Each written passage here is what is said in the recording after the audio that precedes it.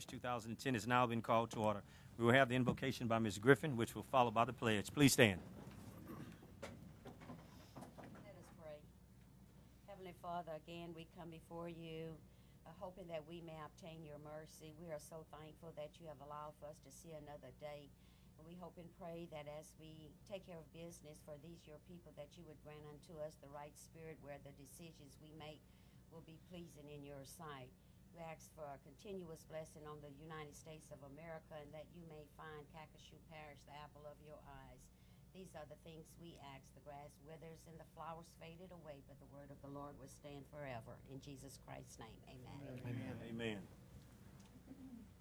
I pledge allegiance to the flag of the United States of America and to the republic for which it stands, one nation, under God, indivisible, with liberty and justice for all. Roll call, Madam Secretary. Yes, sir. Mr. Angelpont? Here. Mr. Brain? Here. Mr. Collins? Here. Mr. Farnham? Here. Mrs. Griffin? Mr. Hassan? Here. Mr. Landry? Dr. Mackey? Present. Mr. McMillan? Here. Mr. Scott? Here. Mr. Spell? Here. Mr. Stelly? Here. Mr. Sias? Present. Mrs. Trimming? Here. And President Guidry. Thank you, Madam Secretary. We want to first of all thank everyone for coming out this evening, and we're so glad to have you here, because what it is that we do here to try to be as open as we possibly can as a governing body, and we appreciate you being here, caring about the things that we vote on and the things that we do as a governing body. And if there's anyone here tonight that may have a cell phone or a pager, we would ask that you would please put those devices to silent so that we can conduct our meeting in an orderly fashion. And with that being said, we'll begin. Item number 5, presentation of awards totaling $1,589,000 for the Calcasieu Parish Road and Drainage Trust Fund Program. Our first participant that we're going to have come up is going to be the City of Lake Charles. We'd ask that you would please come up. City of Lake Charles, please. And all of those police jurors that are actually in that district, I would ask that you would please come and take the picture with us.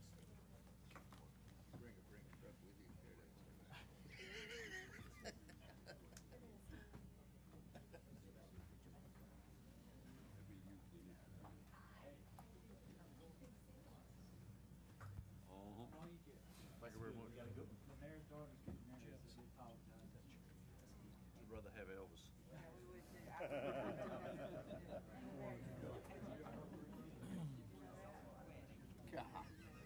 He had to stop and think about it.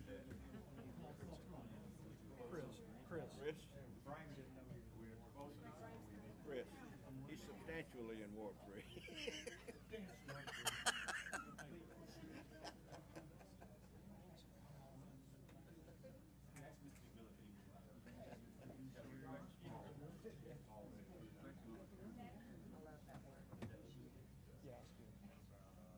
Mr. Hassan needs to move over.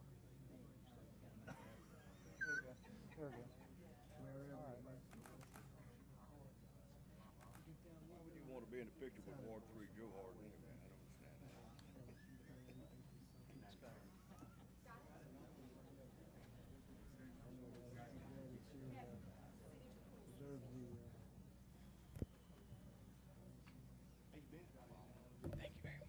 Just real quickly, I'd like to thank y'all very, very much on behalf of the city. This is going toward a great project. We're excited about the Sallier Street improvements, and whenever the Nelson Road Extension Bridge comes, this is going to be so beneficial to our district and our area. Thank you very much. Thank you, Mr. Ayub. At this time, we would ask that the City of DeQuincy would please come forth, please. City of DeQuincy, Mayor Henry. And all the jurors.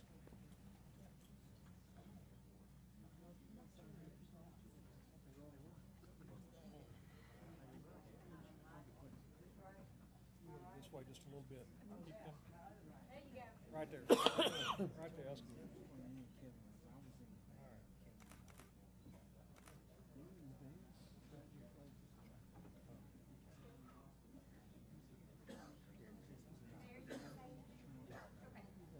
Spin it all at one place? As always, I want to thank the jury once again for supporting the Quincy the way you do. I had the opportunity this week. I was on a special train By the way, I told them we're gonna run it through Lake Charles and the Quincy area this next year, so y'all gonna get an invite to come ride with us.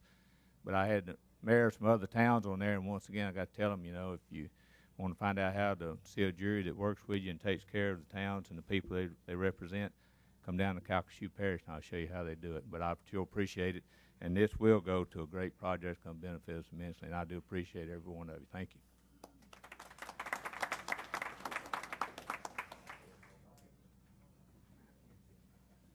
Thank you, Mayor Hennigan. At this time, we would ask that the City of Sulphur, Mayor Chris Duncan, please come forth. And I would ask that the jurors that are in that district please come up also.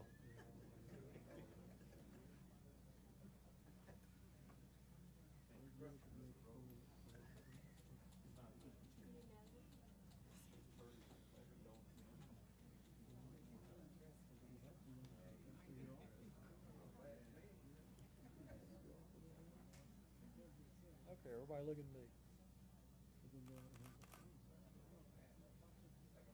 Got you. We done?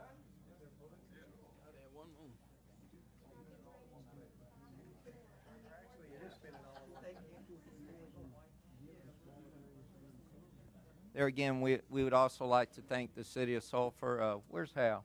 Hal? Yes, I know. It's police jury. Appreciate it. So that you don't know, me and Hal has this thing in Sulphur about police jury and Sulphur Parks and Recreation, and I slipped up one day and didn't say we were in a Calcasieu Parish facility instead of, my normal City of Sulphur. This is much needed. The Verdine Street Bridge has been out for a while, and this is a great asset that you're giving us to help us rehabilitate this bridge for the citizens of Sulphur, and we thank y'all. Mayor Duncan, we thank you. Also, I'd ask Gravity Drainage number 5, Ward 4, and all the jurors please come up.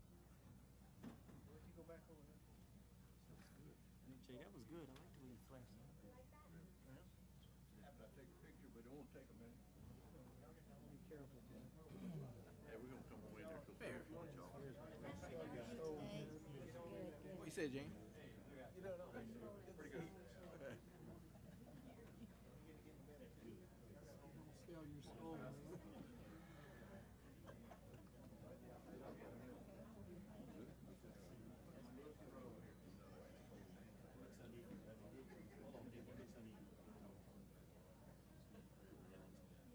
When everybody's got to go halfway down.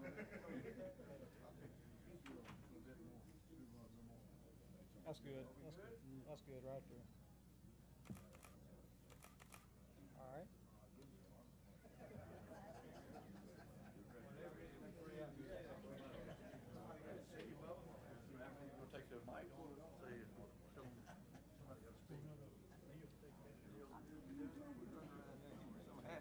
Oh, man.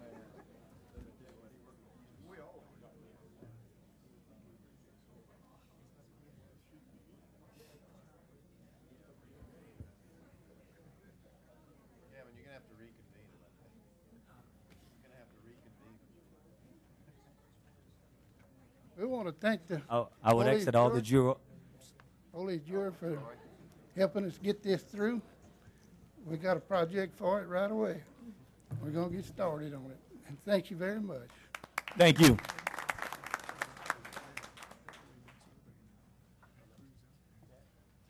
They're already surveying on the Gitz Ditch on the hurricane recovery project.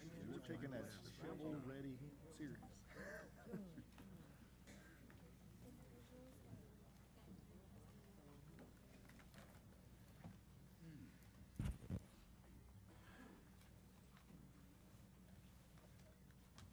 This time we'll continue with item number 6. Recognition of parish staff for successfully completing the Police Jury 2010 Leadership Track Level 1 program. I call on my parish administrator, Mr. Beam.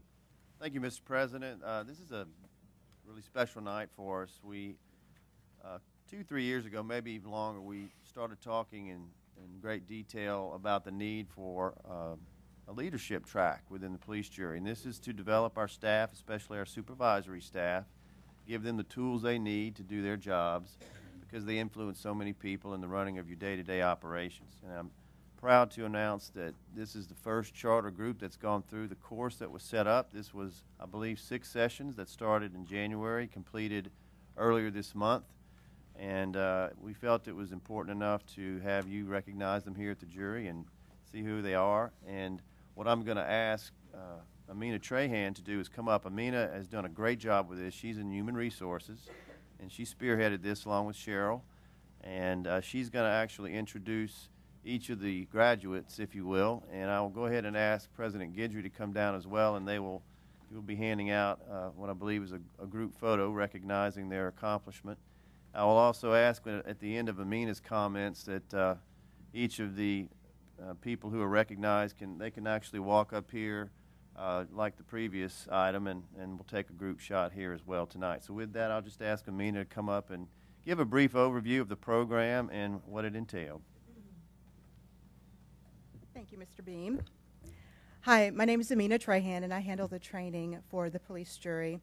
Thank you so much for letting us recognize these nominated supervisors tonight. This has been a really exciting program for all of us involved in the conception and then delivery of the presentations over the course of the last year. As Mr. Beam said, we just wrapped up the leadership track. Again, this is the first year that it's been rolled out, and these were nominated leaders of the parish, nominated by their supervisors who were able to participate. We alternated parish locations and alternated the topics. We had many leadership topics offered by some EAP program specialists and counselors, also some of the parish educators. So we have lots of people with great wealth of knowledge that were able to share some of their experience with our nominated supervisors.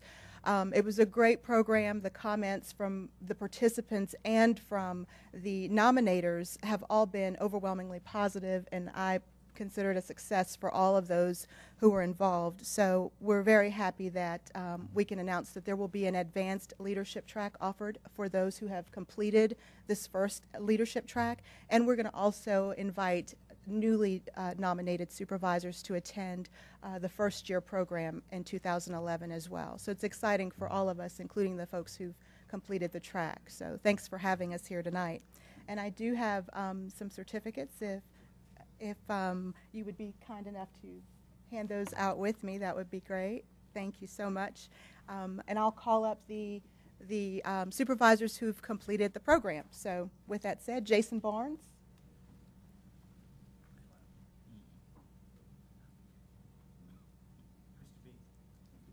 Accept this night, do they get an extra day off this week? It's up to you, Mr. President. And what about the trainer? Oh, no, never mind. Thank you, Jason.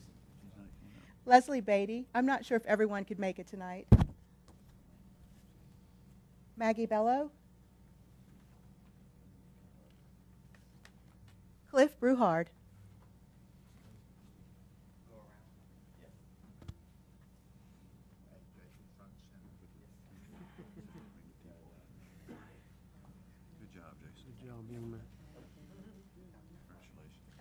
For you. Tony Celestine. Congratulations, Cliff. Good job, babe.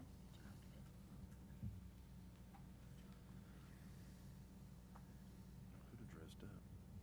No, I didn't either.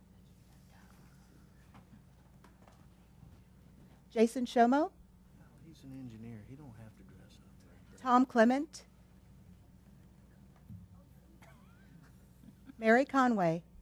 Howdy do.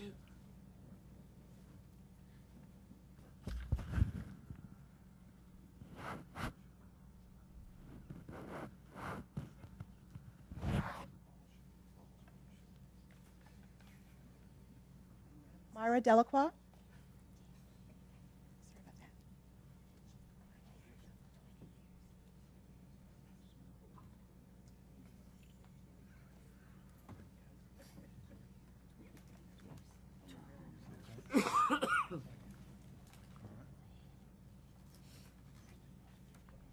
Kim Doucette.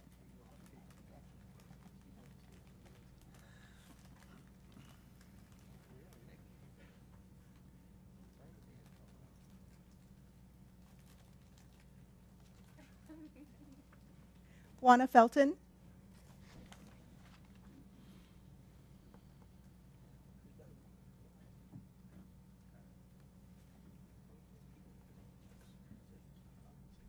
Larry Fobbs.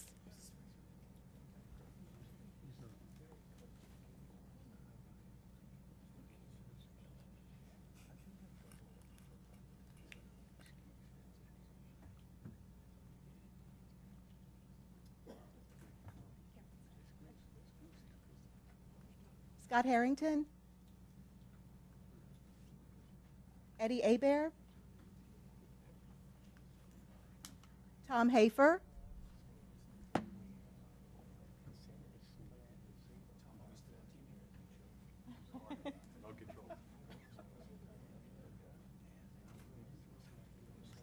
Wendy Jordan.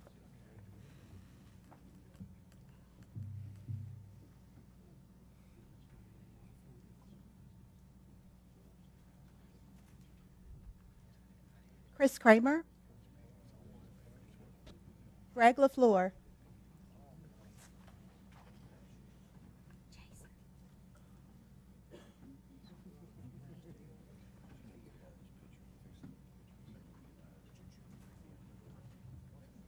Chris Landry. Andy McCain.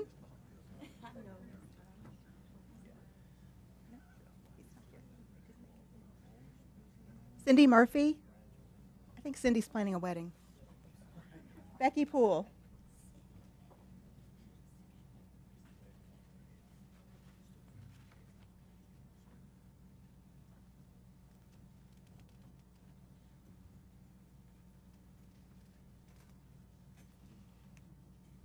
Corey Primo. Jerry Roy.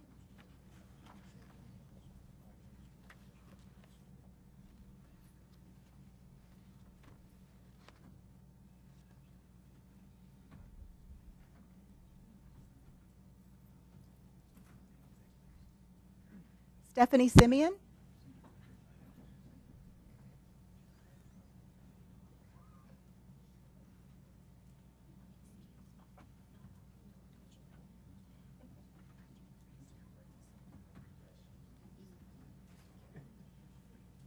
Noelle Cerise. Claire Thompson.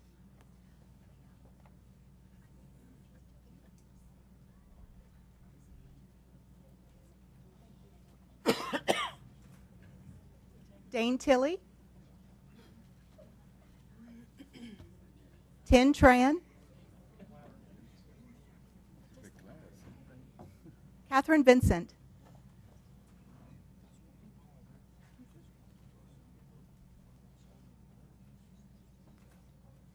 Betty Washington.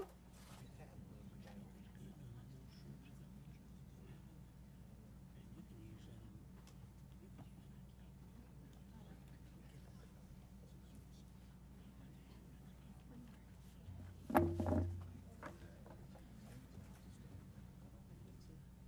Scott Willis.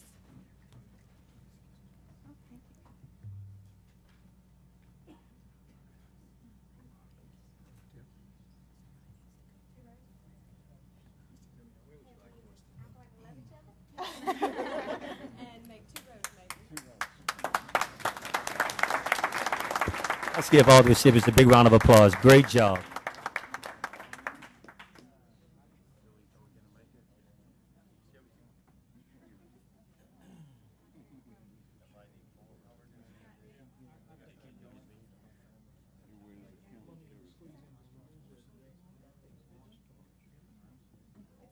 Kind of turn sideways. Say we'll ring. I'm supposed to be in there.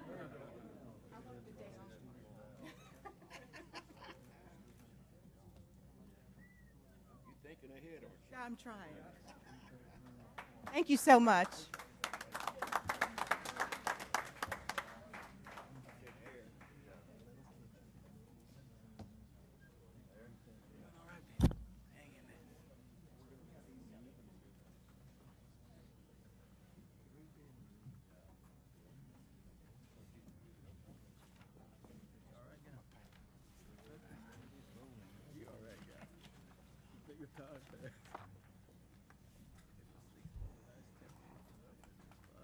At this time, I would ask that we would pull item number 18. At this time, I would ask that we would pull item number 18. So moved. Second.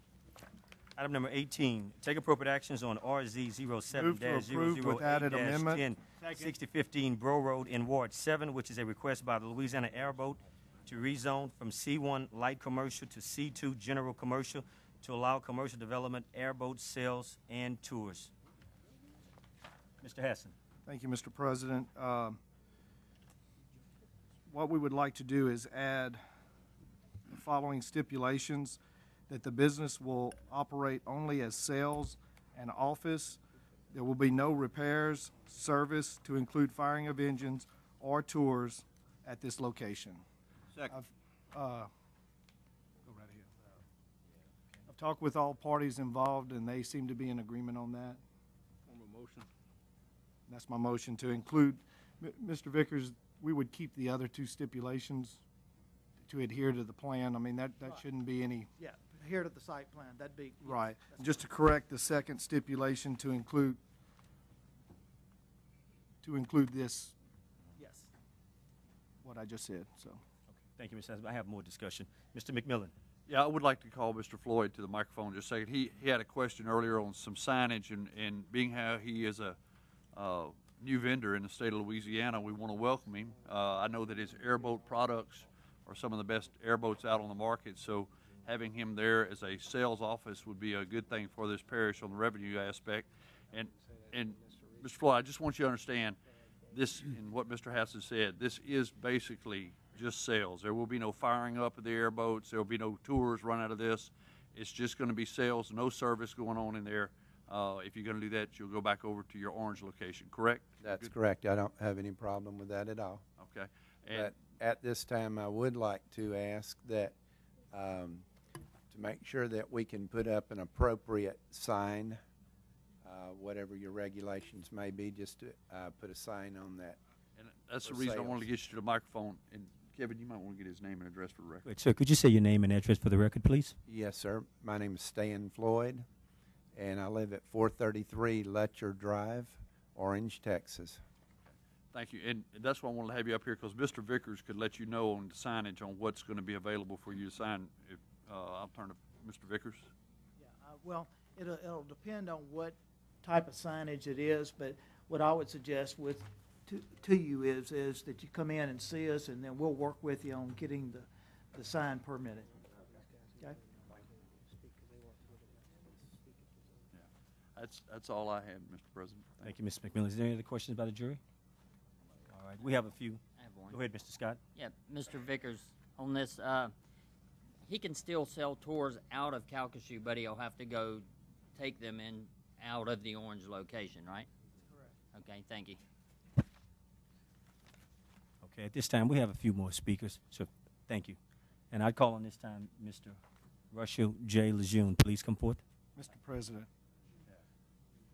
We've reached a compromise, Mr. President. can you, since we've reached a compromise, can you just ask if there's anyone that's filled out a blue card that still wants to speak? Is there anyone that's in the audience right now that signed a blue card that would like to speak on this item? We don't want to tell you We cannot speak. We had 4 speakers, and we just want to make sure that if you're here, we're going to thank you, sir. Appreciate it, and we thank you. I have a motion by Mr. Hassan with stipulations and a second by Mr. Andrew Point. Is there any discussion? Any objection? Hearing none, item number 18 passes.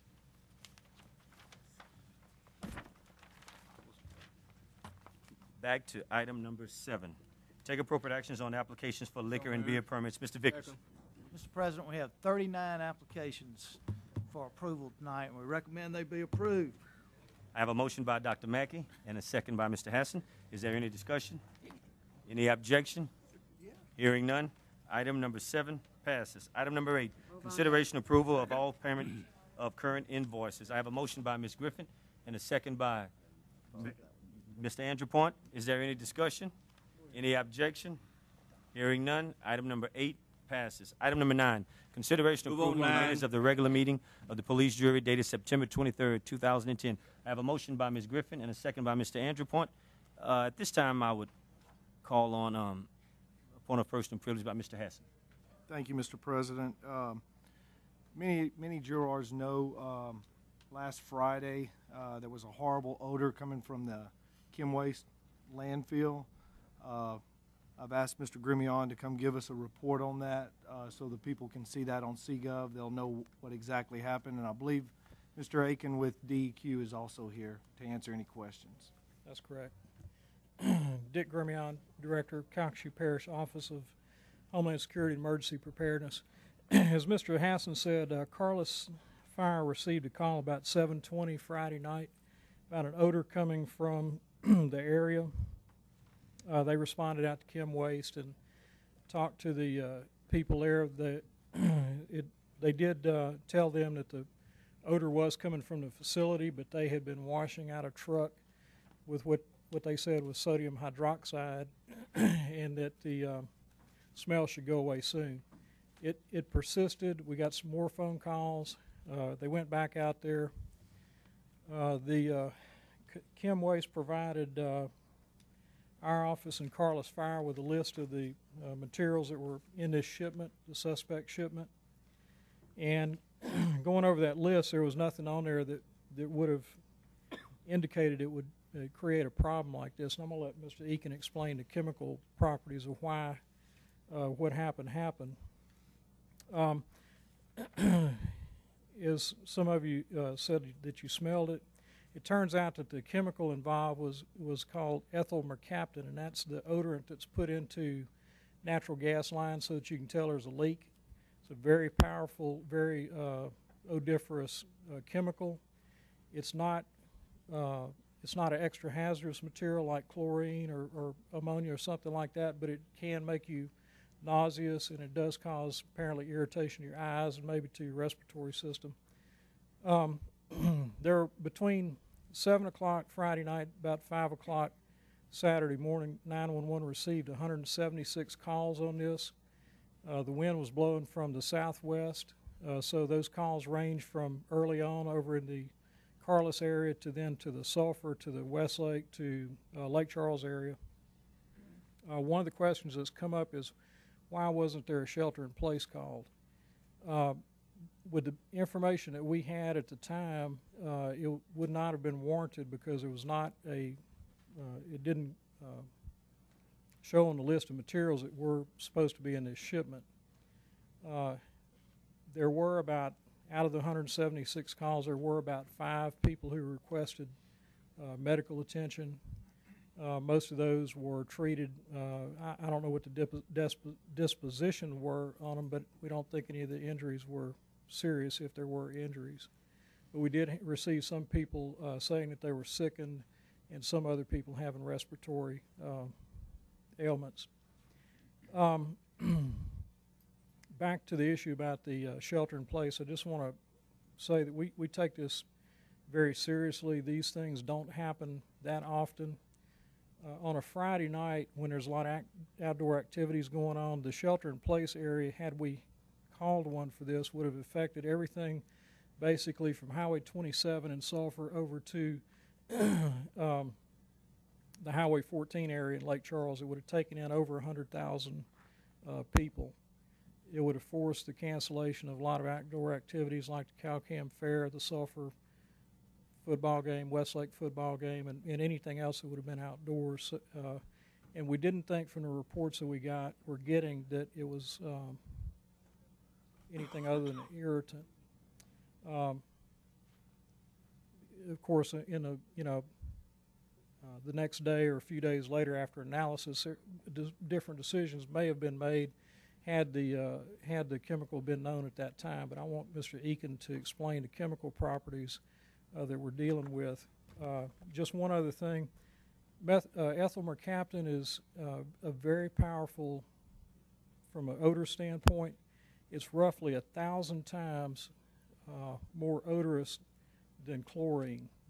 What they call the odor threshold is 0.5 parts per billion versus chlorine, which is about 0.5 parts per million. So it would take, to produce a similar odor, it would take 1,000 times as much chlorine as it would mercaptan. Likely a thimbleful probably would clear out this building. So with that, before you step away, Mr. Grimion, we have a few questions. Okay. Mr. Landry. Well, that sounds like that's a problem. I mean, that's some pretty strong stuff. So evidently, you're telling me the list of what it contained that they told you to begin with, did it not contain it? I mean, they gave you bad information, the wrong information. The people who gave us information didn't understand what happened when the chemical was heated. I'll let Mr. Eakin explain the chemical reaction, but the information that the first responders were given wasn't the complete picture. So do you think they answered you truthfully, or they gave you the information that they thought was correct, or they did not? I think they answered the information that they had at the time. I'm just not sure they were aware of what was happening. Well, if they're dealing with it, I think they should be aware of it. It is their responsibility, yes, sir. I would think so. Thank you. Thank you, Mr. Landry. Any other questions by the jury? We'll ask that. Sir, please come up and state your name and address for the record, please. Billy Aiken, 1301 Gadwall, Lake Charles 70615. I'm the manager of the DEQ local office. He pretty much covered it. My guys were dispatched Friday night as a result of the odor complaints. As he coming from Beauregard Parish or thereabouts, when he got to Lake Charles, he did confirm that he started sniffing a nauseating odor. He did begin air sampling with handheld, the field screening type devices. He did not pick up anything from Lake Charles all the way to Kim Wace's facility. But because of the presence of the odor that he was definitely confirming, he popped 2 canisters, what we call a canister sample, just of the ambient air that we'll send off for analysis. It'll probably be a couple of weeks before we get those results back. When we do, we'll compare that. We'll have a toxicologist look at it to see if anything that's in there would cause health effects. But as they started looking into what was going on, it appears, and again, this is all preliminary information because my guys are probably going to have several more site visits, gathering more stuff. But at this time, it looks like there was an additive that was in this particular load, or a material that maybe was not thought to be there by Kim Waste. And according to an MSDS sheet that we got on that material, it states that in the presence of heat, that it says, I'll read it to you, it says, do not heat. In exothermic decomposition can lead to the release of highly toxic hydrogen sulfide and extremely odorous alkyl mercaptans. Alkyl mercaptans can be smelled at extremely low concentrations in vapors and may travel for many miles at detectable concentrations. At this time, that appears most likely what occurred. Again, as Dick said, the mercaptan's very, very low odor threshold. It's consistent with some of the cause, the nausea, the vomiting, respiratory problems. But as far as the material itself, I guess our investigation will determine who was responsible. I can't say at this point. You know, we're still gathering stuff, but we do consider it serious also, and we'll try to hold those responsible for whatever we can accountable so it doesn't happen again. I guess I'll take any questions at this point. Thank you, sir. Ms. Griffin. Thank you, Mr. President. But I think you answered some of my questions. I had 2, really. I wanted to know if there was something in place to ensure that our citizens would not be exposed to chemical hazards without their knowing, and those who's responsible for making sure that the correct information is given to the proper authorities have something in place. What will the accountability be for a case like this when the wrong information was given? I'm not sure at this point. We're still just trying to still figure out. Still investigating. It'll probably be a little while for naturally before the decision is made. Right. Thank you so much. But if there was something that they did not follow according to their permit or contingency plan when there is an incident of this nature, we'll hold them accountable for that. I appreciate that. Thank you, sir. Thank you, Ms. Griffin. Mr. Hassan. Thank you, Mr. President. I just would add that once your investigation is complete as to if there were any health hazards and the ultimate responsibility for the information that was given on what was in there, if you could come back and report that to us, sure, we would sure appreciate be happy it. To. It's very early in the investigation. Right. We're still gathering lots of it. Thank you. But basically, the material was planned. the normal treatment for what they thought they were treating is Right. to stabilize it with fly ash and water when they rinse it out. And that's what they did. It's just that the material that they didn't know was in there, so to speak, or so they say, was the chemical reaction occurred with the heat that released the mercaptans. That's what appears to have happened at this point. Thank you very much. Thank you, Mr. Hanson. Mr. Size. Yes. My question is for Mr. Grimion. I'm trying to understand, you said on your decision for the shelter in place, if this would have happened on a Tuesday night, would you have called one? No. Okay, because they not. We didn't have information telling us that it was a health hazard. Because I was wondering, I heard some of the things that you were saying that deterred you from calling it, the game and the fair and everything being a Friday night. I was just wondering, was it? No, I was just giving an example of what could have occurred had we done that. Thank you, Mr. Thank you, Mr. Size. Mr. Landry. Thank you, Mr. President. Just one last question. Who was the originator of the waste? Do you know where it came from? It's a company in Texas. Don't know who. They're a chemical. They're a tolling company. I think they blend different types of waste together and recover what they can and send it back to the producers of it. So you're not sure who it is. Well, at this point, we've been told that it's a company called KMCO, Kimco, out of Crosby, Texas. Okay. Thank you. Thank you, Mr. Landry. Any other questions by the jury? Mr. Spell. Mr. Aiken, there is a cradle-to-grave process in place at Kim Waste? Yes. Okay. Thank you, Mr. President. Thank you, Mr. Spell. Any other questions by the jury? Move to receive report. Second. I have a motion and a second. We want to thank Mr. Grimion. If there's any other discussion, any objections? Hearing none. We do have other discussion. Mr. Grimion. Mr. Spell had asked me about Tropical Storm Richard.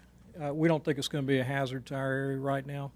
Cold front that's coming through this weekend should probably push that off towards Florida if it survives going over the landmass there before it reaches the Bay of Campeche. We'll keep you posted. If that changes, we'll let you know. Any discussion by the jury? Thank you, Mr. Grimion.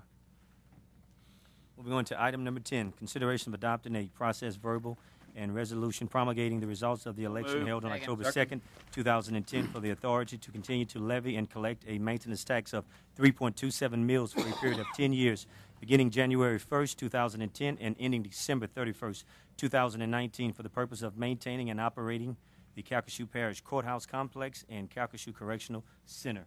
I have a motion by Mr. McMillan and a second by Mr. Scott. Is there any discussion? Any objection?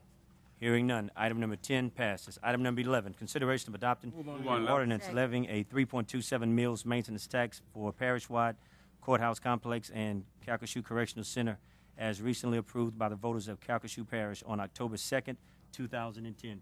I have a motion by Mr. Collins and a second by Ms. Griffin. Is there any discussion? Any objection? Hearing none. Item number 11 passes. Item number 12, consideration of adopting a process verbal and resolution promulgating the results of the election held on October 2nd, 2010 for the authority to levy and collect a 1.5 cent sales and use tax for a period of 10 years, beginning January 1st, 2011 and ending December 31st, 2020, to be dedicated and used to continue to improve and maintaining parish roads and arterial and rural transportation routes and systems, public utilities, solid waste collections and disposal, and authority to fund the proceeds of the tax into bonds for such purposes. I have a motion by Mr. Andrew Pont and a second by Mr. Size. Is there any discussion? Any objection?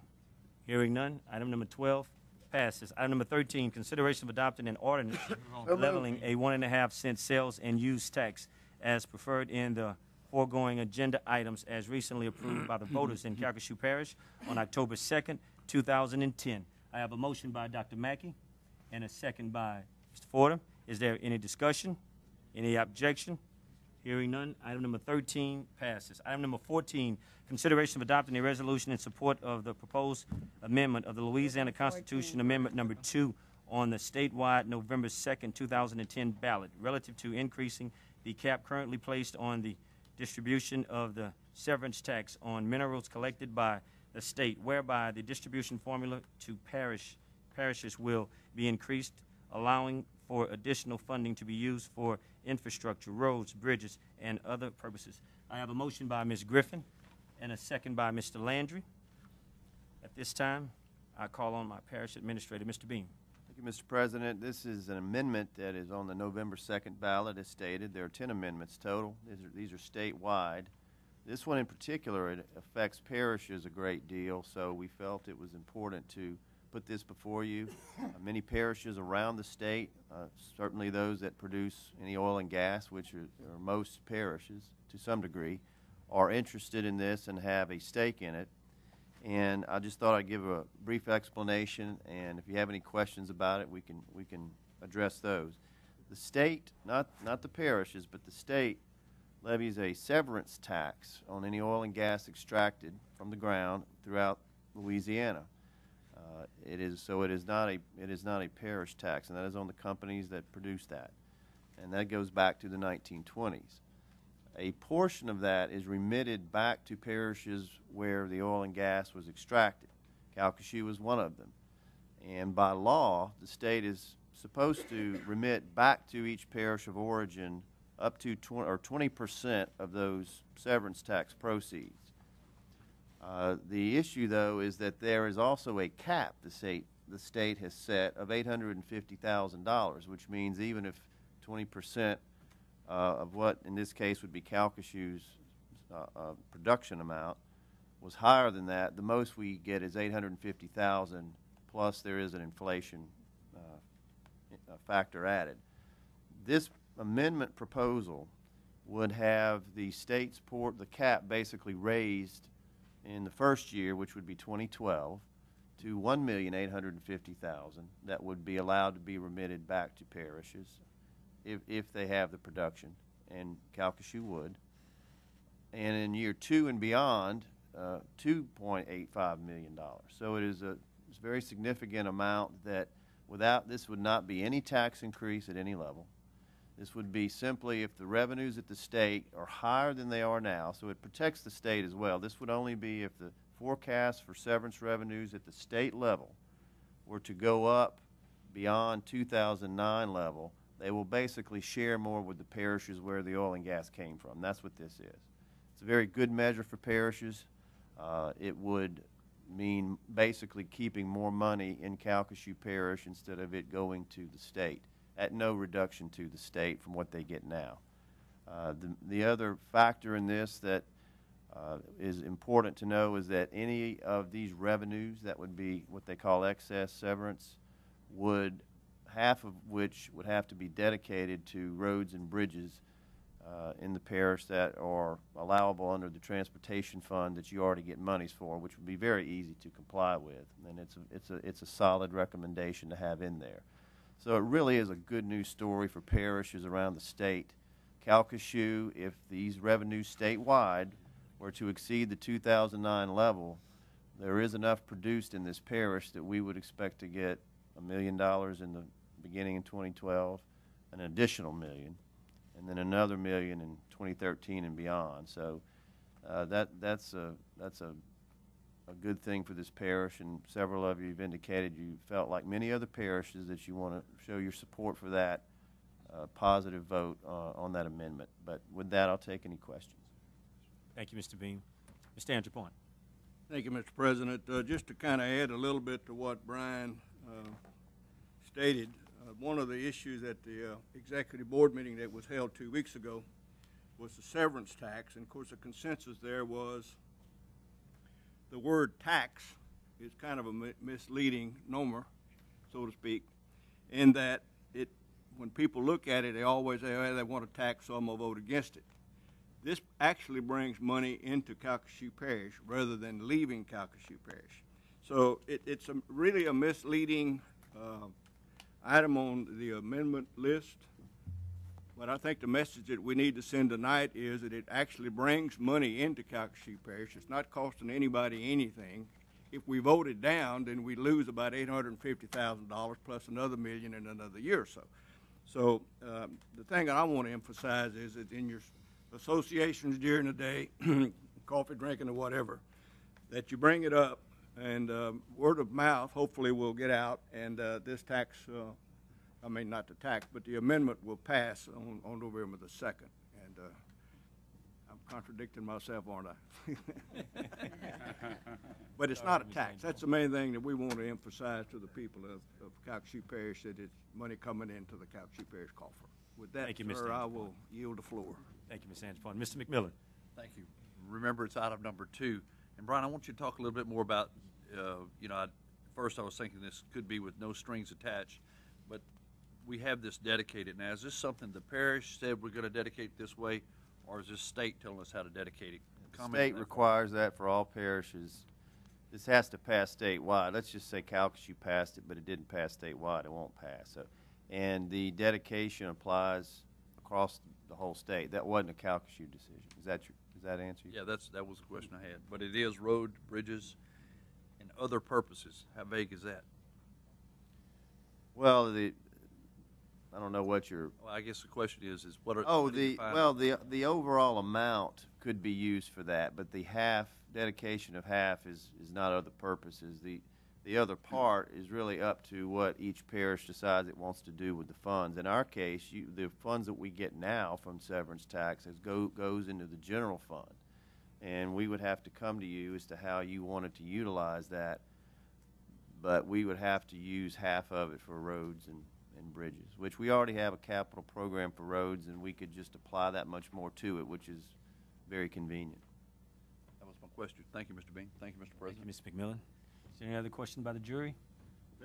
Mr. President, if I could add, there are 22 parishes that qualify for this, only 22 of the 64.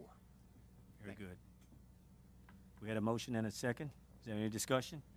Any objection? Hearing none, item number 14 passes. Item number 15. Move on. Consideration of 15. adopting the resolution approving the Question. resubmittal. We have a question? I do, sir. Ms. Griffin. On number 15, with the resubmittal of the capital outline requests for the fiscal year, should these be approved by the state of Louisiana? My specific question would be on bullets 2 and 3. Where would the local funding come from? I know it's a match. I know it's Yes, a match. ma'am.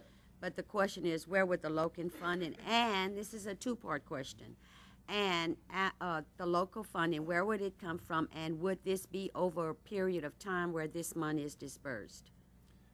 I'll answer your second question first. Yes, it would take multiple years. These kinds of dollars we would need to spread out. This is just a refresher. I believe it was 2 years ago this was first applied for, with the idea that enough of a plan was in place as far as the study that we should apply for state funds for this, knowing we didn't have a dedicated match, but you would probably have to utilize gaming at this time. But if we were fortunate enough to get this, it would be a great opportunity, and you'd have to decide. But right now, that's likely where it would come. We still have to, and that would have to be done over multiple years because of what you said. I was talking to Mr. Scott earlier. He had a good question. This, just so it isn't too confusing, we still need to come to you with a path forward on sewer plans and so forth, but we know enough to know if we got funds for these, you could have the flexibility to decide what areas you'd use it for. Right now, capital outlay at the state, it's not that likely, but you never get something if you don't ask. And so that's really what this is the same thing that was applied for last year. So my question number 1 is, if this should come to pass and the money is received, and we know the low probability of it happening, however, the money would come from gaming, and it would be a reoccurring, since the gaming funds cannot be reoccurring? Right now, I would have to recommend, because you don't really have another source, that it would come from gaming, but it's not a recurrence other than it would be for capital, but it would just take multiple years to do it because of the size, but it's not a recurring expense, if that's what you mean. So you would be within your policy. It will be labeled as multi-year project.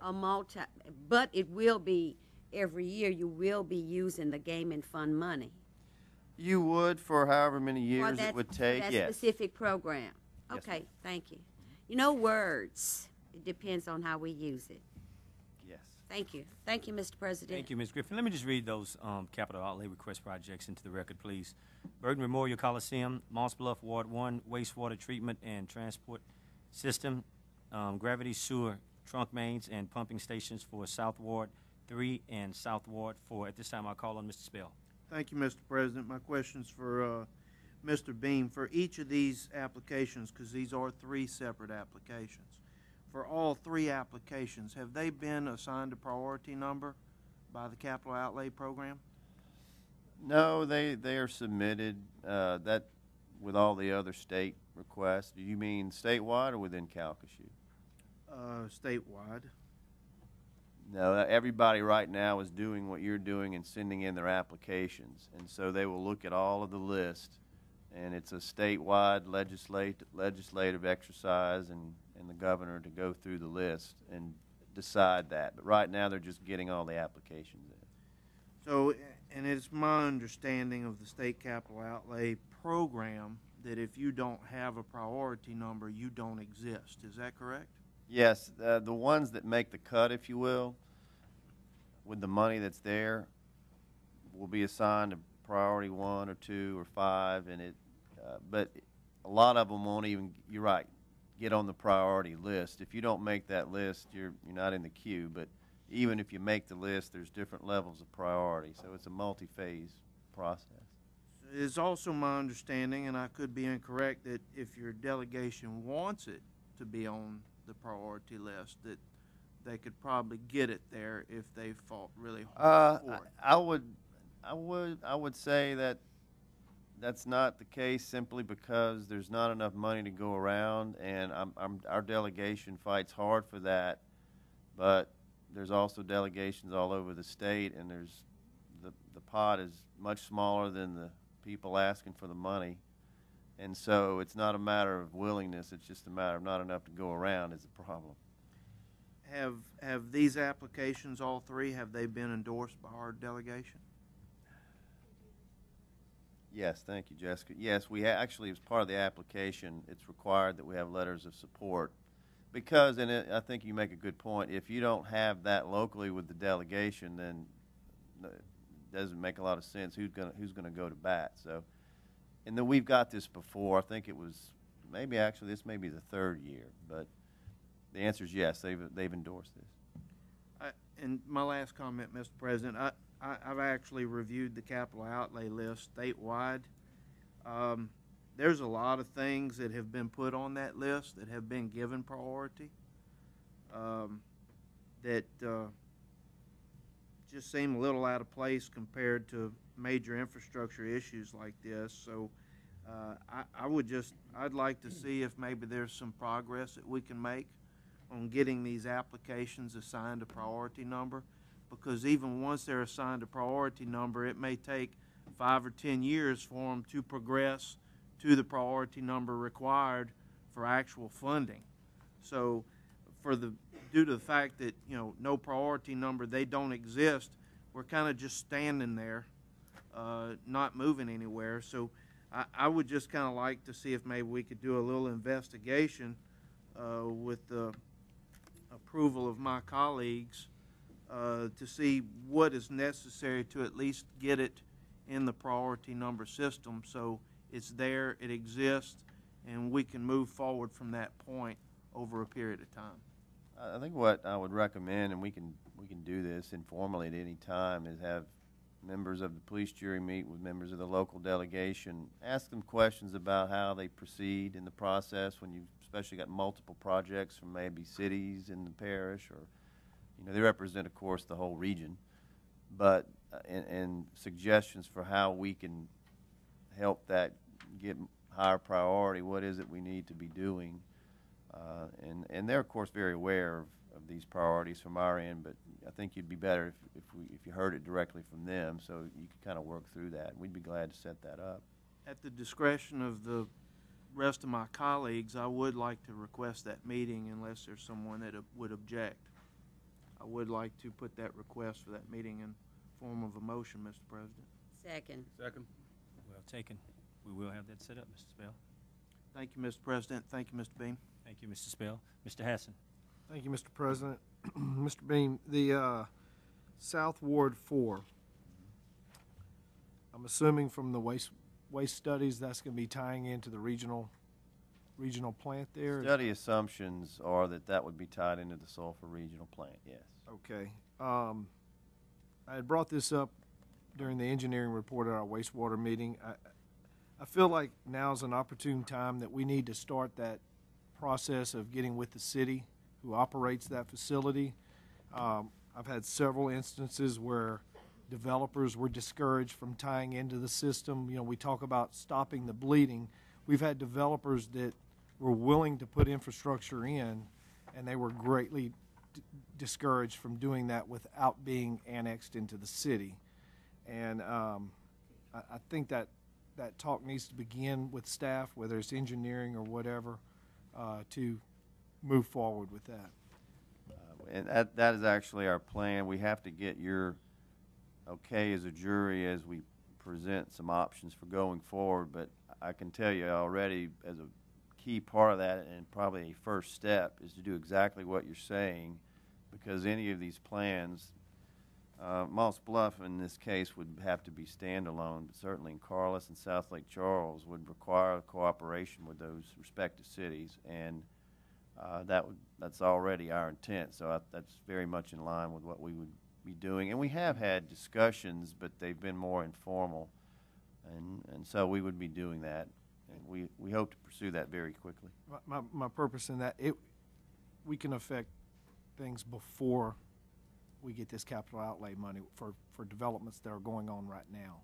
Yeah. And actually, in all reality, we will go through that exercise long before we would probably get any of this money, if we get it at all. So I don't want anybody to think any movement on the sewerage issue requires that we get this funding. This is just something we should be trying along the way. Okay. So we're going to proceed with that quickly. Thank you. Thank you, Mr. Hassan. Mr. Andrew Point. Thank you, Mr. President. Just to kind of clear the air a little bit, that regional plant was paid for by federal funds, and no one in Ward 4 can actually be denied from tying into it. Now, I'm sure there are rules and regulations since I've been on the City Council have been implemented as we move forward. But no one can be denied tying into that sewer system. City of Westlake is on it, and which is a prime example of what I'm talking about. So I don't know where you got your information from, and I don't know who told them that, but it's erroneous. Go ahead, Mr. Hassan. Mr. Farnham, did you want to make a comment? No, go ahead. Okay. I'll just clarify in that there needs to be a process put in place for a developer who's willing to put in the infrastructure. When I say discouraging, I'll just come right out and say it. They're being told that they run a line 1,000, 2,000 feet, 3,000 feet to a trunk line. They will have to maintain that line forever. No developer will take that on. Well, I think what happens there, I think for clarification purposes, I think they need to look at the language in the document, and I think you'll find that somebody just telling them that. Okay. Thank you, Mr. Andrew Point. I'll call on my Vice President, Mr. Fordham. Another issue that we're going to have to address here in the very near future, I think, is the layout of these sewer districts. I'm of the personal opinion that we need to lace our water districts and our sewer districts together so that they can operate under the same general geographical layout. They have some issues that exist right now with especially in Ward 4 with people tying into the regional sewer plant with how to collect the sewer bills paid to the city of Sulphur versus to the water district. There's a little confusion. Carlos Water does it a little different than Houston River Water does it. So those are some issues that we need to probably address in the very near future, I would think, and that's just my opinion on how we need to address that. Thank you. We have other discussion. Mr. McMillan. And I would call on our administrator. Isn't there some progress that we can make on that behalf? Don't you know something that we can utilize through the parish in what Mr. Farnham's talking about? Yeah, we actually do that already in the case of Mossville. It's very common around the country. That's really an agreement issue. That is what you're referring to is whereby somebody doesn't have, a water district, for example, would be able to bill for any sewer to help that sewer service out, because like you said, they can't do it. And it makes a lot of sense, and they are compensated for it, and there are ways that we have agreements that protect the water district. So it's really a matter of just getting the right document. That can be done now. I would say the bigger challenge is finding funds to actually have new sewerage, and the billing issues. If we get that far, that's not a big problem to get over, I can say that. But for any that exist now, we can help work that out. We actually have sample agreements for that. And with me still having the floor, I understand the city of Sulphur in their November meeting is going to be discussing this on maybe even putting a moratorium on people tying into the system. And like Mr. Anderpont said, it's a regional system. So I think if we could open lines of communication with those guys to make sure that doesn't take effect, it'd be something, Mr. Drury, I'd like to see us do. We will communicate that, and just to clarify, there are some capacity issues which are very legitimate that Sulphur's had to add over the years. So anybody like Mossville or Westlake who are tied in help pay for the capacity, and Sulphur's allowed to charge more, but yeah, unless I haven't looked at the exact legal definition, but I think Mr. Anderpont is correct that just to deny service, as long as you're compensating them for the capacity, that's something that they shouldn't be able to stop. And I don't know why they would, but if we will make sure we understand what they're looking at. I'd ask that you open lines of communication with the mayor We'll follow up on that behalf. Thank you, Mr. President. Thank you, Mr. McMillan. Mr. Landry. Thank you, Mr. President.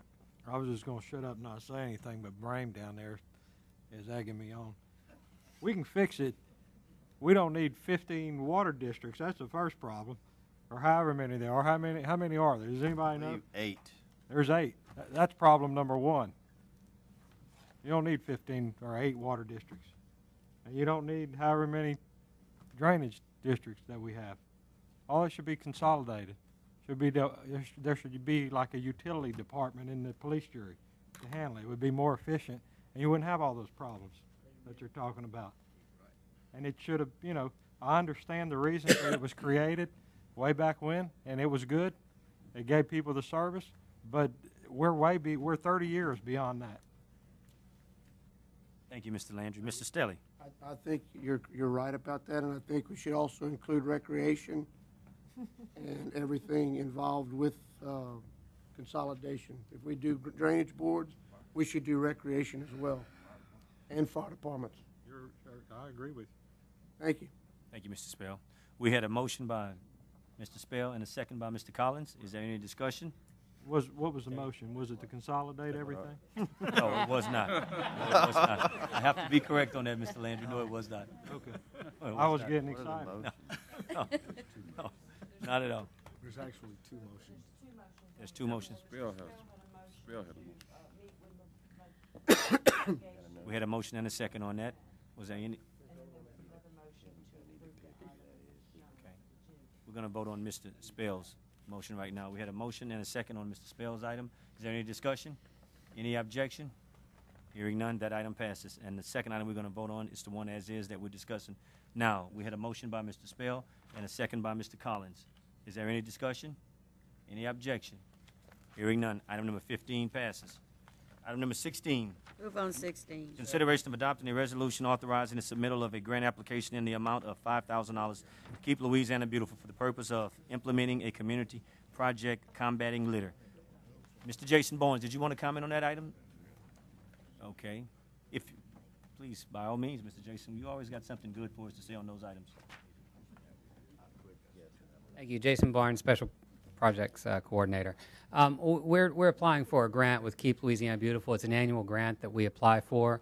This time we're going to apply, actually 2011 is going to be we're going to get very concentrated in the schools and education, because that's where the behaviors are going to happen and change over the next 10 to 12 years. And what we're trying to do is we're trying to apply for some money to create what's known as talking trash cans, to where when a student will drop a piece of litter into the trash can, there's going to be a pre-recorded message and about 5 or 6 that will talk back to it. And by making these trash cans, we'll put them on a tour to where all elementary schools will be covered within 3 years, and then we'll just repeat the cycle again. So that's what we're hoping we'll get some grant funding on. Introduce a little artistic component as well in these trash cans within the schools. Thank you, Mr. Barnes. We do appreciate that. Thank you so much. We had a motion by Ms. Griffin and a second by Mr. Brame. Is there any discussion? Any objection? Hearing none, item number 16 passes. Item number 17, consideration of adopting a Move on resolution 17. approving an agreement between the police jury, Office of Juvenile Justice Service, and the Beauregard Parish Police Jury for temporary housing and related services of Beauregard juvenile offenders. I have a motion by Mr. Size and a second by Mr. Stelly. Is there any discussion? We do have discussion. Mr. Size. Thank you. Thank you, Mr. President. Mr. Dane, would you please state your name and position with the parish, please? Dane Boland. I'm the Director of the Office of Juvenile Justice Services for Calcasieu Parish. Thank you. Mr. Bowler, what do we call temporary? Well, in juvenile detention centers, they're short-term facilities versus long-term care like the juvenile state prison. So when you're talking about detention, which we operate, it's all short-term. Right. Average length of stay right now is around 17 days. I'm not going to say, I know I was just temporary, we don't, and so I'm just wondering, so what do we call temporary providing for them? Well, Beauregard Parish, there's only 17 centers in the state out of all the parishes, and Beauregard Parish is one that do not have the services. So if a child commits an offense up there that's pretty violent, they have to travel 2 or 3 hours sometimes. And it's very difficult for the families to travel with that child, to see him and things of that sort. So we've done it over the years, and now we're just making a formal agreement to house them when space is available. Okay. And so will we be offering them some of the services that we have over here as far as the training and schooling and that we do? Yes, sir. Okay. Thanks. Thank you, Mr. Size. Mr. Stelly. And what kind of juvenile offenders are we talking about, Dane? They would have to meet the criteria, which means that they would have to be high-risk offenders, as we do not take low-risk offenders. When I say high risk, I hate calling our kids high risk sometimes, but they have to commit, for instance, a misdemeanor shoplifter from Beauregard Parish would meet the criteria for detention, just as a child in Calcasieu Parish would. And we have a list of crimes, and we actually do a screening instrument on every child that comes in to make sure that he meets that criteria. So What's the worst offense? worst offense could be murder, armed robber. But that's the same case as all centers in the state. So we're going to bring some offenders from another parish into our parish? Yes, sir, if approved. I can tell you right now, over the years, we have done this on occasion, depending on space. But again, there's only 17 centers, so we've been in contact with Beauregard Parish to see if they've been in contact with us. I think, and this is strictly my opinion, I kind of wish we would have had a list of what the offenses that we would be dealing with, and then we could decide from there on a scale of 1 to 10 or whatever, at what point we would cut them off. Just to let you know, we do a pretty detailed screening on those children who come in, not only the actual charge that was committed, but actual, let's say, things that might be going home in the community with that child. There are some cases we would not take, obviously, if the child has too many mental health issues. And again, these kids that are coming from our parish, we'd have discretion on who we took and did not. But I mean, at whose discretion are you talking about? At our discretion at the juvenile office. Okay. I can get you a copy of that screening instrument, which will detail what. It just concerns me that even up to what you mentioned about an offense as horrible as murder, that we have to bring someone from another parish into our parish. I think we have enough of our own without adding to what we currently have ourselves. And does that lower our service to our local offenders because these other children are coming in to our parish? It would not lower the service because, again, we would take them if we're ever at capacity. For example, we have 38 beds, so I think tonight we're at 17. We really get to have the say-so whether yay or nay they come in. If we say no, then they'd have to seek another parish throughout the state, another center out of those 17 to try to house a child. Okay. Thank you. Thank you, Mr. Stella. At this time, I call on my parish administrator, Mr. Beam.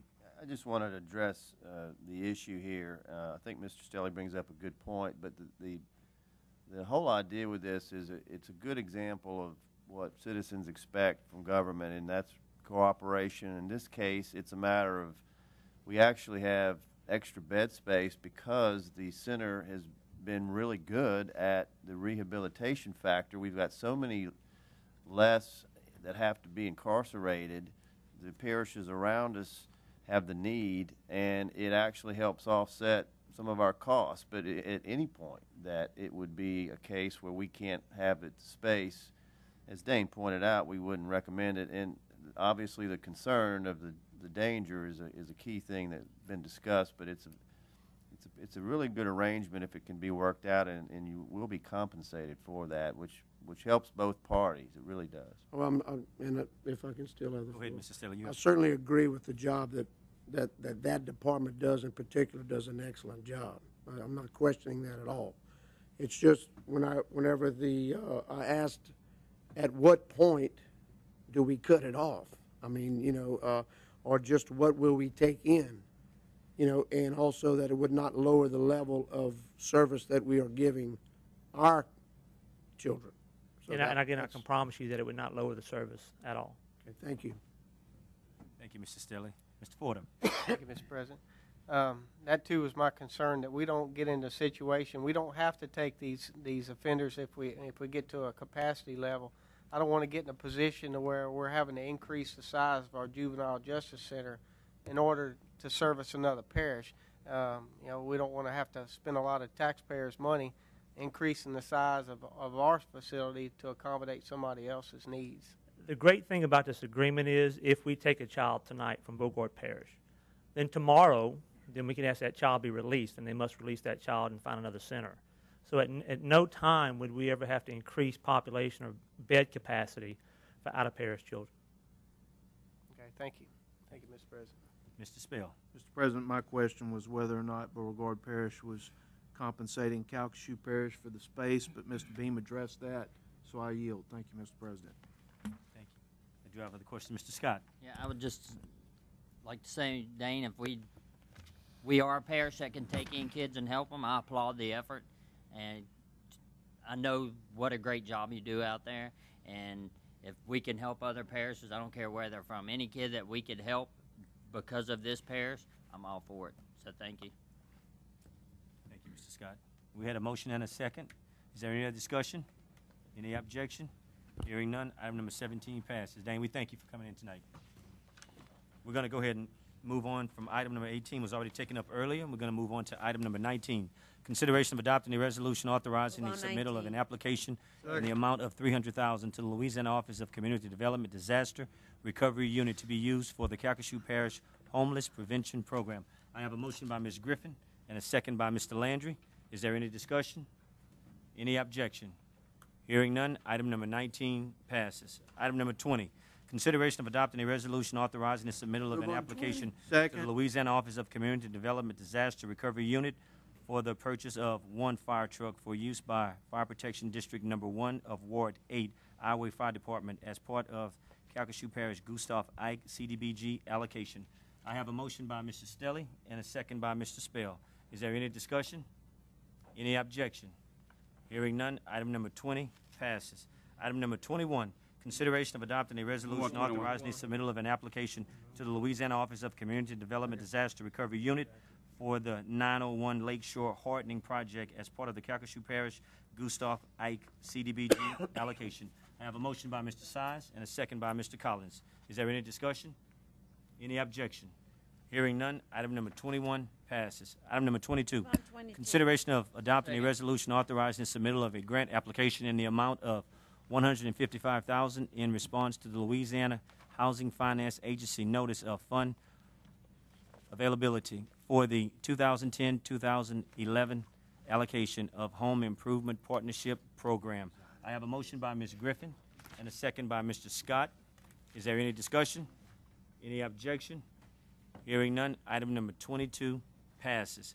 Item number 23, consideration of adopting a resolution authorizing the submittal of a grant application in the amount of $25,365 to the Louisiana Governor's Office of Homeland Security and Emergency Preparedness for assistance with planning for interoperable communications.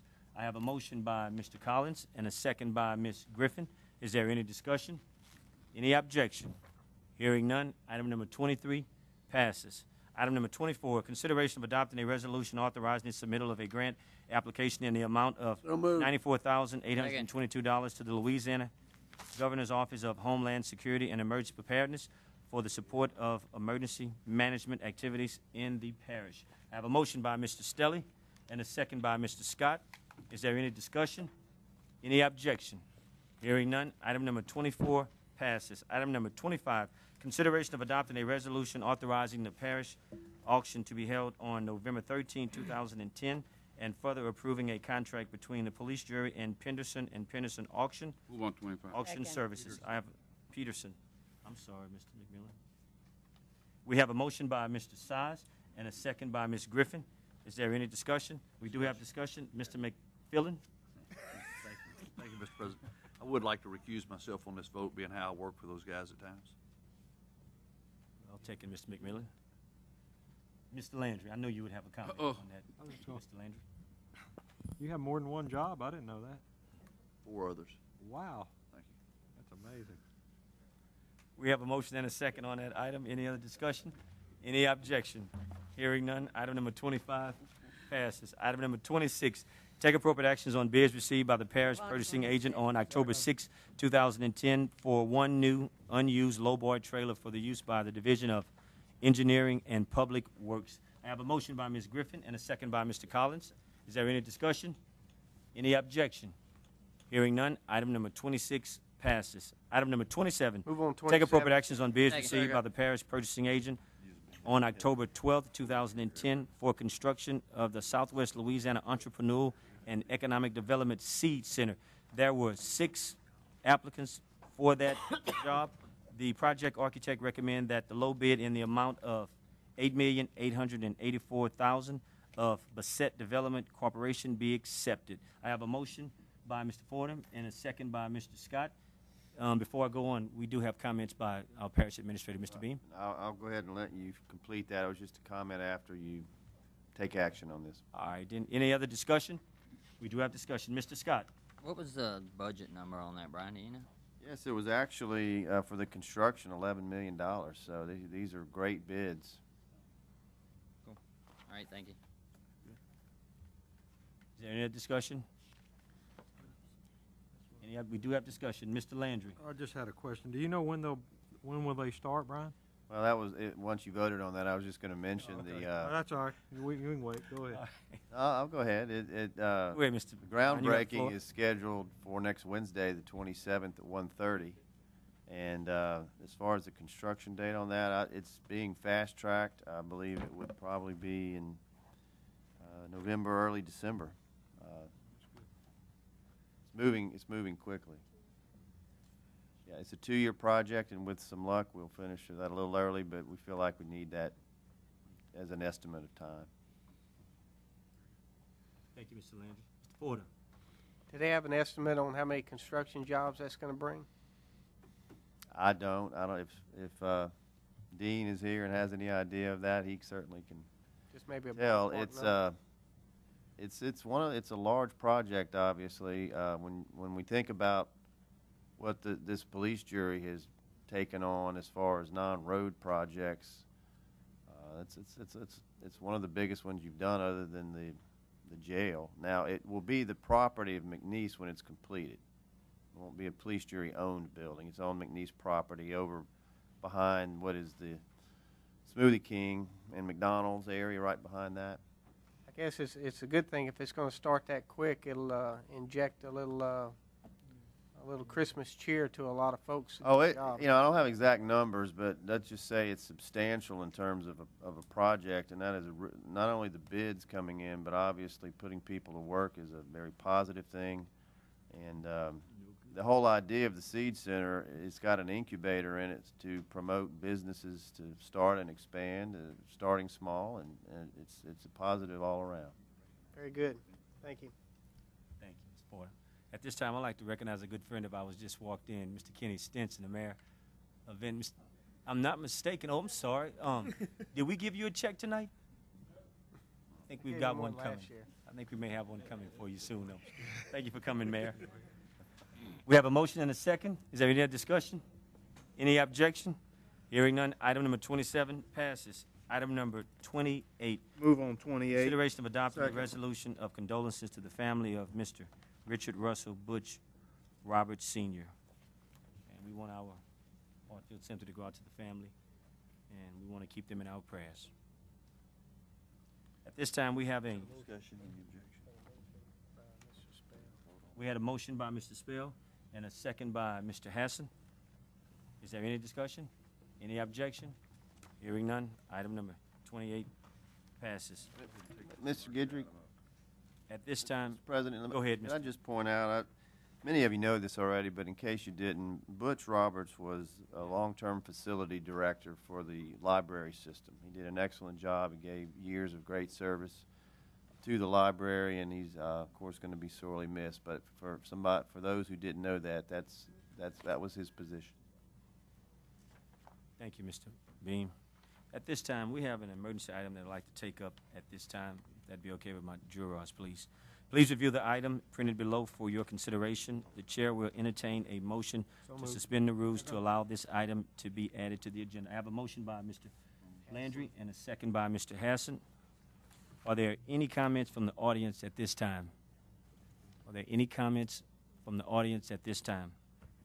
If none, I call for a vote on the motion to suspend the rules to allow this item to be added to the agenda. All of those in favor signify by saying aye. All of those opposed by nay. Motion to suspend the rules and add passes.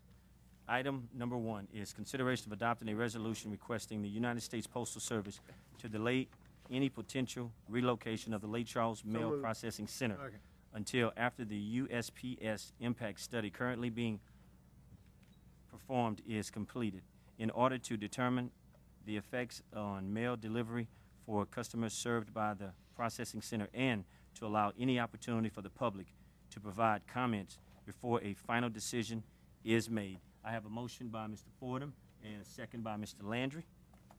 Is there any discussion? Mr. Stein. At this time, we have discussion. Mr. Sires. Yes, thank you, Mr. President. Last Friday, while attending a high school football game, I was approached by an employee from the Postal Service, and he gave me some information concerning the possible end of mail processing in Lake Charles, and asked if I could attend a 2:30 meeting on Saturday to discuss that issue. From that meeting, some of what I got was that the members were saying that an unofficial source within told them that on October 30th, the Lake Charles mail processing service would end and be moved to Lafayette.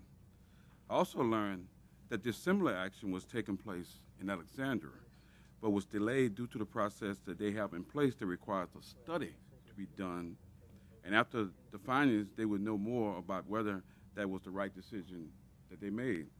However, this process was not afforded to the Lake Charles processing employees. And so I'm here asking and requesting that we send a resolution requesting that they would delay the move of the processing machines on the 30th until after a study has been done and completed with the findings. And so also with here, I have here to speak on behalf of that is the President, Mr. Gene Nichols, who's the President of the American Postal Workers Union, number 223, Mr. President. Mr. President. Mr. President, Yes, Mr. Landry. you would have the gentleman come up. By all means, please come forth. Please state your name and address for the record, please. 4 more weeks. Gene Nichols, 639 Jefferson Drive. Mr. President and police jury members, I'm here tonight to ask that you adopt that resolution. The Postal Service has a commitment to the community to have this survey done.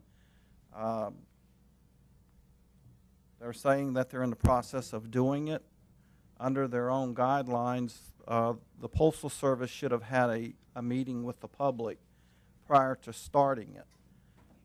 They say that they have started. I don't see how they could have done this, again, without having a public forum on it. As far as I know, the Postal Service is going to go forward on the 30th and move this equipment out. And it probably will impact at least 60 to 75 employees here in the Lake Charles postal system.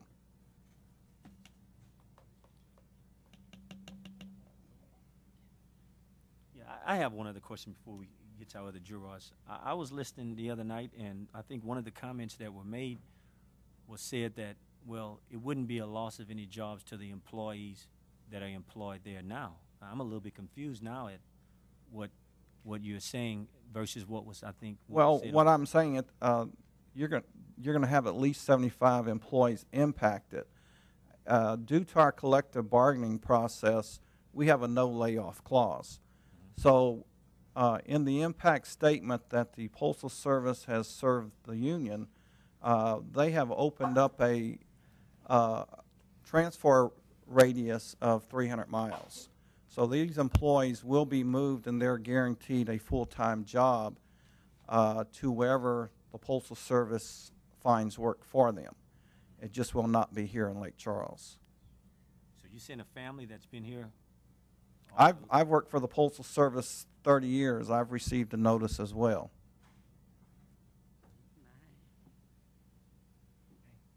Mr. Scott.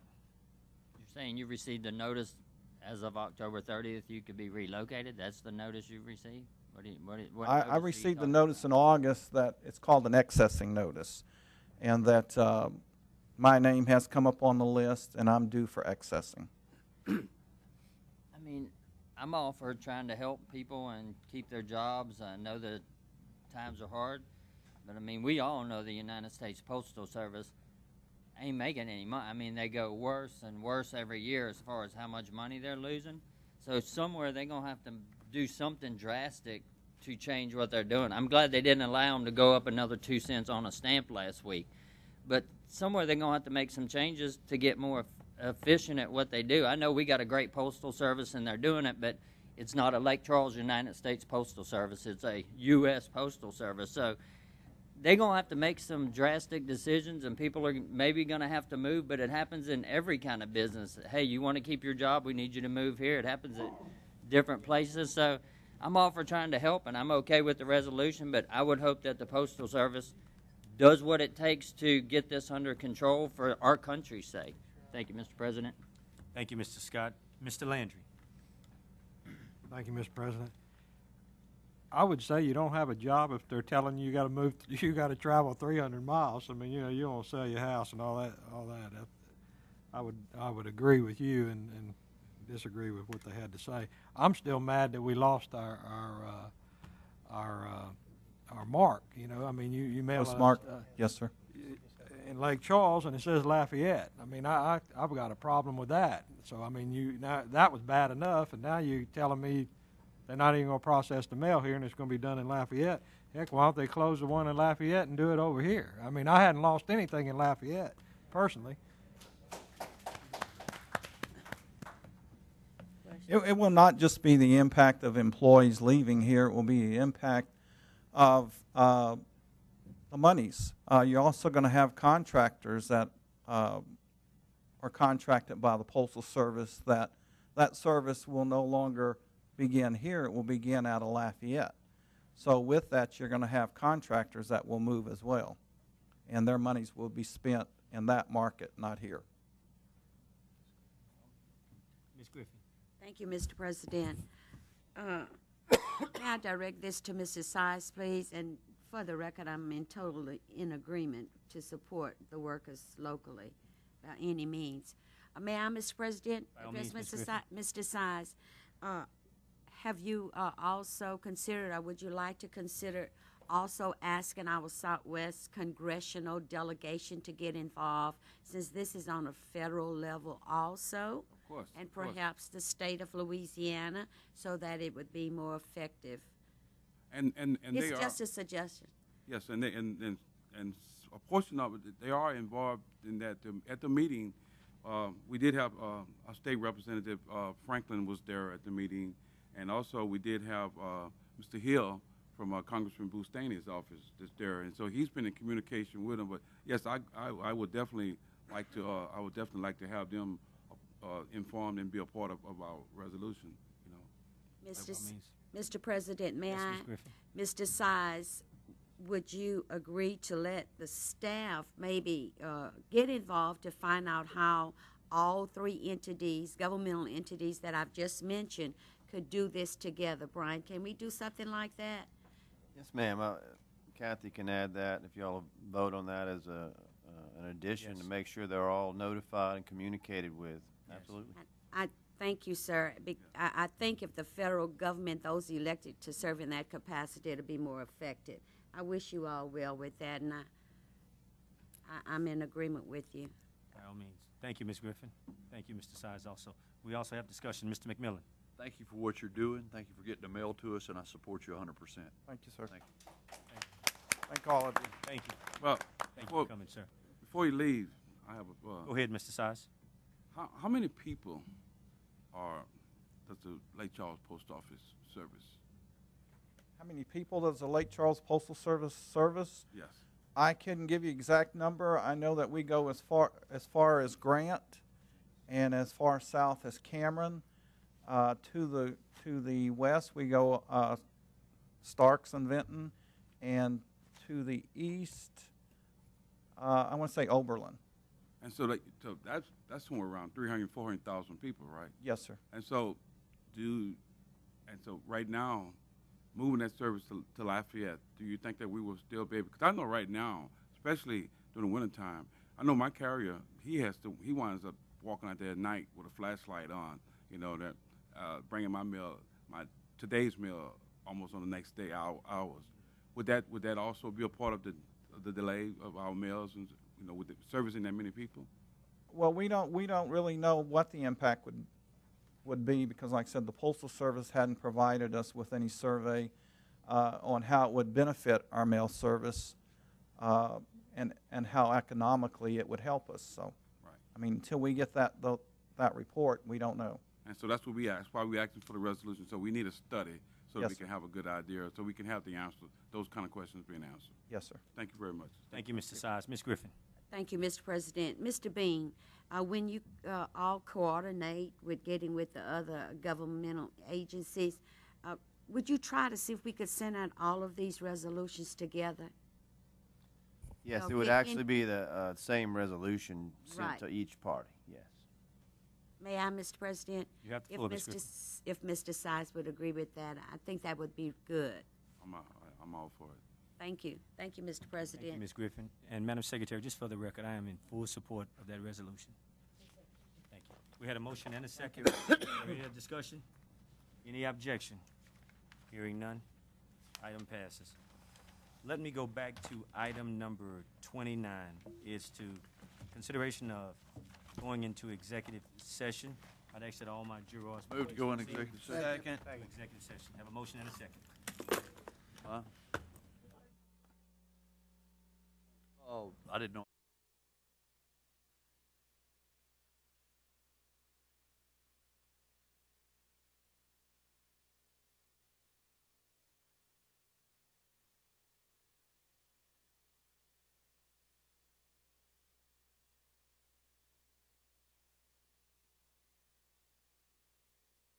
Council? So moved. So I have a motion and a second. Is there any discussion? Any objection? Hearing none, item passed. At this time, I'd like to call on a point of personal privilege from Mr. Hal McMillan, please. Thank you, Mr. President. I would like to say that Halloween is going to be on Sunday, October 31st. Scared me. We're not, as a parish, looking at moving it to Saturday. I think there was maybe the city of Sulphur's moved it to Saturday. But to coincide with the city of Lake Charles, as well as the city of Westlake, and probably, I don't know about Iowa and DeQuincy, but probably them also. And that night, that Saturday night is McNeese's homecoming, where McNeese has a home football game, and I would like to see us support our Cowboys. With that being said, on behalf of the police jury, a consensus was talked about, and the Halloween will stay on Sunday, October 31st. I'd like to get that out there to the public. Thank Thank you, Mr. McMillan, for that. We do have comments. Mr. Landry. I only had one question. What exactly are you going to be for Halloween? I don't need a mask.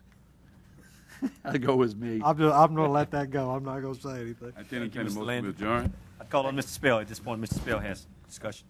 Thank you, Mr. President. I won't forget about you, Mr. Spell. And thank you, Mr. McMillan. I get increasing amount of calls every year on this. Mainly, my concern is unincorporated areas of the parish. We talk about City of Westlake, City of Sulphur, City of Iowa. What are they doing for Halloween? But you have people in Ward 1, Carla, South Lake Charles. Who are they calling? There's no mayor. There's no city council.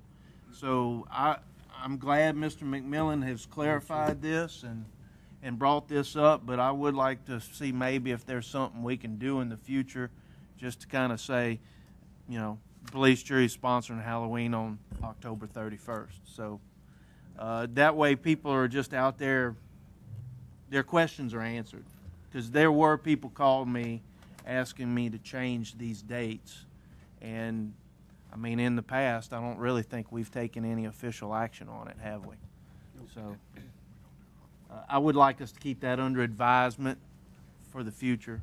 Thank you, Mr. President. Thank you, Mr. Spell. I mean, Mr. now Scott? it comes across again, you know.